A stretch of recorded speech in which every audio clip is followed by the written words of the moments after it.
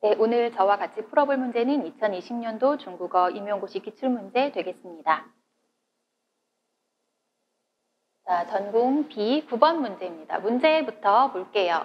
从1到8中找出2个语法上有误的句子并分别说明理由라고 되어 있고요. 자, 해석을 해보면요. 1번에서 8번까지 중에서 어법상 오류가 있는 문장을 두 개를 찾으라고 했죠. 네, 2个语法上有误的句子두 개를 찾고 그 이유를 설명하세요 라고 되어 있습니다. 4점짜리 문제입니다. 자, 그래서 1번부터 8번까지 제가 쭉 나열을 해보았어요. 이렇게 보시면요. 이렇게 두 개씩 묶을 수가 있겠죠. 1번, 2번, 3번, 4번, 5번, 6번, 7번, 8번 이렇게 묶을 수가 있고요. 보면 1번, 2번 같은 경우는 不如没有가 보이시죠? 그리고 3번, 4번은 尽管不管 5번, 6번은 重要主要 그리고 마지막 7번, 8번은 以后之后이렇게 되어 있습니다. 같은 문장에 뭔가 생김새가 비슷하거나 의미가 비슷한 단어만 조금씩 변형을 해준 문제고요. 여기서 우리가 문제가 있는 것을, 오류가 있는 문제를 두 개를 찾아내면 되겠습니다. 자, 그러면 묶여져 있으니까 우리가 1번, 2번부터 살펴보도록 할게요. 자, 1번 보면 읽어볼게요. 他本来就不如你聪明他本来就没有你聪明 不如와 没有 같은 경우는 비교문에서 쓰이죠. 부정의 형식으로 쓸 때 씁니다. 그래서 해석을 해보면 걔는 원래 너만큼 똑똑하지가 않아 라고 할 수가 있죠. 不如와 没有는 둘 다 A, 不如 B, A, 没有 B의 형태로 쓰이는데 가장 큰 차이를 살펴보면요. 没有로 부정을 해줄 때는 뒤에 반드시 谓语라는 또 다른 성분이 나와줘야 한다는 것입니다. 자, 不如로 쓰일 때는 이 자리에 谓语가 나와도 되고 나오지 않아도 돼요. 자, 그러면 이걸 적용을 해서 한번 문제를 볼게요. 자, 차이점은 뒤에 谓语가 있는지 없는지라고 했어요. 자, 不如你聪明没有你聪明 자, 여기서聪明이 둘 다 谓语 서술어로 쓰였죠. 자, 그렇다면 이 문제가 예를 들어서 이렇게 뒤에聪明이 없다라고 되어 있다면 1번은 맞는 문장이지만 2번은 틀린 문장이 돼요. 왜냐하면 没有你, 他本来就没有你 말이 안 되죠. 그런데 지금 이 문제는 뒤에 둘 다 聪明이 나와 있기 때문에 1번과 2번은 오류가 없습니다. 자, 이제 3번과 4번을 볼게요. 자, 有意见尽管提不要客气有意见不管提不要客气 자, 해석을 해보자면요. 有意见, 이견이 있다면 어떤 다른 건의사항이 있다면 尽管提, 얼마든지 말씀하세요. 不要客气, 사양하지 마시고요. 자, 尽管과 不管은 생김새가 상당히 비슷해요. 그래서 우리가 착각해서 잘 쓰일 수 있는데 한번 차이점을 알아보도록 할게요. 자, 尽管 같은 경우는 품사가 부사로도 쓰일 수 있고요. 그리고 리엔스 접속사로도 쓰일 수 있습니다. 해석을 먼저 해보면요. 부사로 쓰일 때는 表示不必考虑别的放心去做 다른 것들을 고려할 필요가 없이 안심하고 하다라는 뜻을 가지고 있어요. 그래서 한국어로 하자면 얼마든지 정도가 되겠죠. 얼마든지 무엇을 해라. 尽管提 얼마든지 이야기하세요. 이렇게 쓰면 되고요. 리엔스 접속사로 쓰였을 경우에는 表示先退步承认某种事实 자, 먼저 한 발 물러서서 어떠한 사실을 인정을 하고 下面往往是表示转折的连词跟它呼应 이라고 되어 있어요. 그렇고 사실을 인정을 하고 뒷부분은 뭐랑 호응을 이룬다고 되어 있어요? 역접을 나타내는 접속사와 호응을 이룬다라고 되어 있습니다. 자, 그래서 뭐뭐라 하더라도, 뭐뭐라고 해도 이렇게 해석을 많이 하면 좋을 것 같아요. 자, 그리고 不管은 보면요. 물론 동사로서 不管, 관여하지 않다, 상관하지 않다라는 의미도 있고요.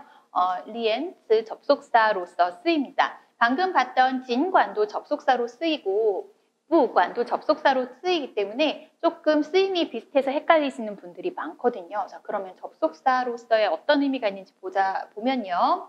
表示条件或情况不同而结果不变 어떤 조건이나 상황이 다르지만 그 결과가 변하지 않아요. 그리고 그리고 后面往往有并列的词语或表示认指的疑问代词. 자, 앞에서 봤던 진관 같은 경우는 역접을 나타내는 접속사와 호응을 이룬다라고 되어 있는데 不管 같은 경우는 뒤에 병렬을 나타내는 어떤 단어나 아니면 의미의 의문대사가 따라옵니다. 下文多用都总等副词跟它呼应 그리고 都나 总 같은 부사와 호응을 이룬다라고 되어 있어요. 자, 진관과 不管의 의미의 가장 큰 게 차이가 뭐가 있냐면 자, 진관 같은 경우는 承认 某种事实 어떤 사실을 인정하는 거잖아요. 그래서 사실을 뭐뭐라 하더라도 이렇게 해석을 하면 되고요. 不管 같은 경우는 不管 뒤에 나오는 말이 사실이라기보다는 가정에 가깝습니다.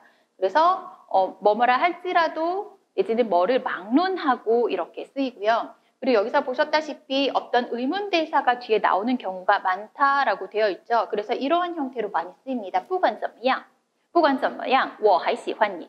어쨌든 간에 난 네가 여전히 좋아. 뭐 이런 식으로 쓰인다든지 不管什么人. 자, 여기서 보면 怎么가 의문대사고요. 什么가 의문대사죠. 不管什么人 어떤 사람이라 하더라도 또 부능진 라에 다 들어올 수 없어. 아무도 들어올 수가 없어. 이런 식으로 쓰입니다.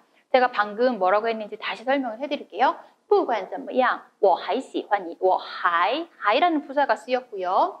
不管什么人谁都不能进来 都가 나왔죠. 자, 여기 보시면 都와 같은 부사와 호응을 이룬다라고 되어 있습니다.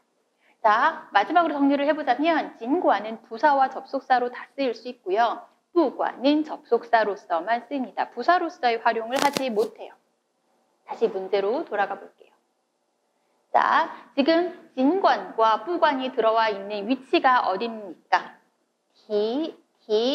대시하다, 말하다라는 서술어 앞에서 쓰였죠. 그러면은 이렇게 수식이 가야 되는데 그렇다면 이 자리는 부사어가 들어가야 되는 자리입니다. 그런데 不管은 접속사이기 때문에 부사의 역할을 할 수가 없죠.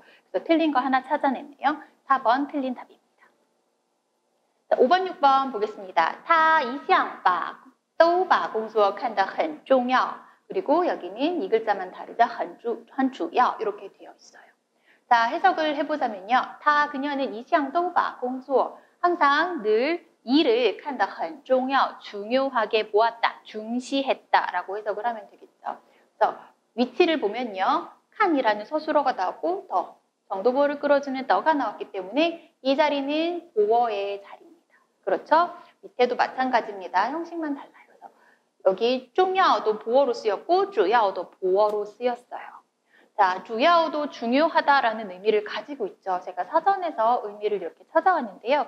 둘 다 重要, 主要 둘 다 형용사이고요. 의미를 보면요. 重要는 具有重大意义作用和影响的 중대한 의의가 있거나 역할이 있거나 영향력이 있는 것을 重要라고 하고요.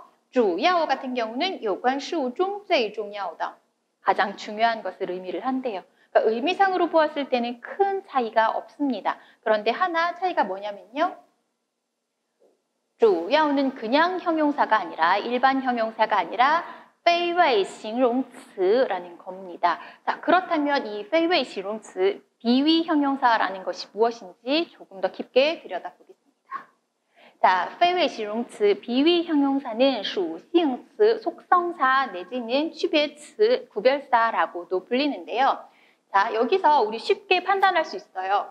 비위 형용사에서 비는 아니다라는 뜻이고요. 왜는 서술어 왜위의 왜예요. 그렇기 때문에 서술어의 역할을 하지 못하는 형용사를 의미를 합니다. 일반적으로 형용사는 뒤에 명사를 수식해주는 관형어의 역할도 하지만 그 한 문장에서 서술어 역할을 할 수가 있죠. 예를 들어서 我妈妈很漂亮. 漂亮이 형용사지만 이 문장에서는 서술어의 역할로 쓰였고요.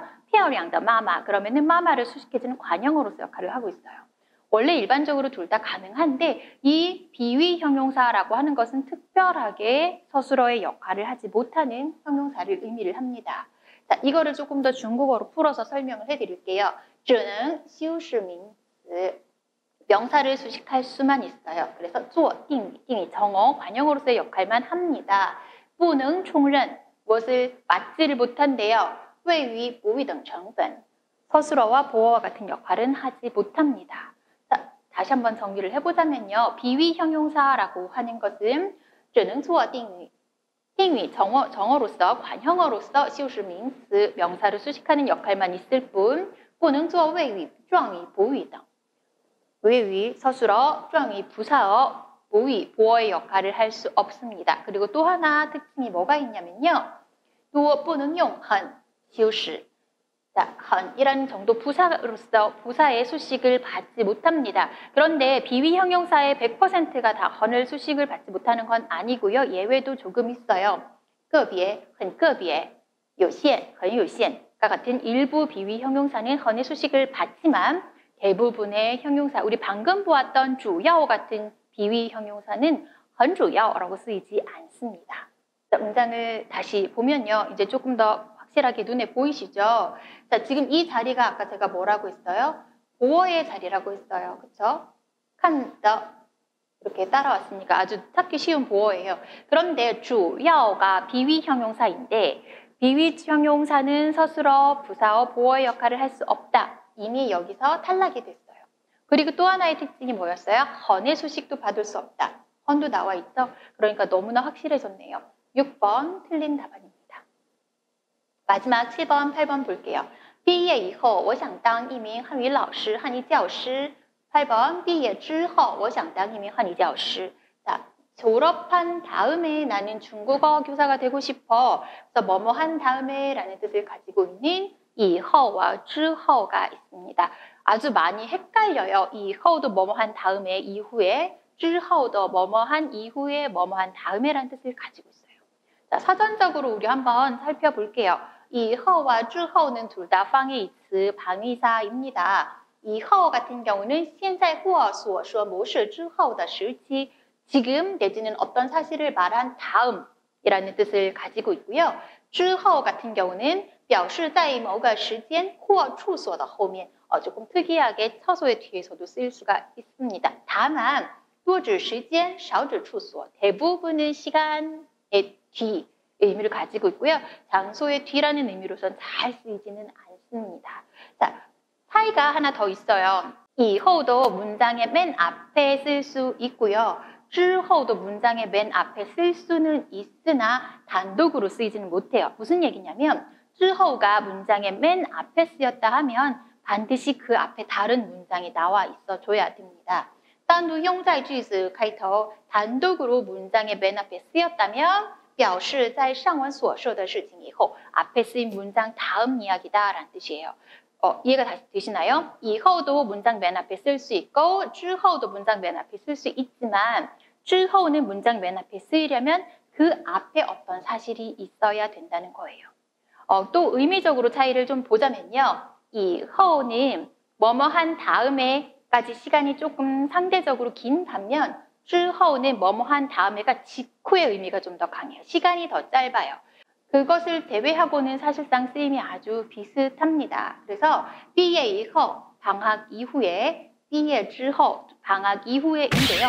약간의 의미적으로 따지고 보자면 毕业以后는 졸업하고 어느 정도 시간이 흐른 뒤에 라는 의미가 되는 거고요. 毕业之后는 졸업하자마자의 느낌에 조금 더 가깝습니다. 그렇지만 어법상으로는 오류가 전혀 없습니다. 자, 우리 그럼 답안을 한번 작성을 해볼게요. 자, 有误的句子是4和6 이렇게 쓰시면 되죠. 오류를 찾는 문장은 첫 번째는 이렇게 답안을 작성하기 쉬워요. 오류가 있는 문장은 무엇과 무엇이다.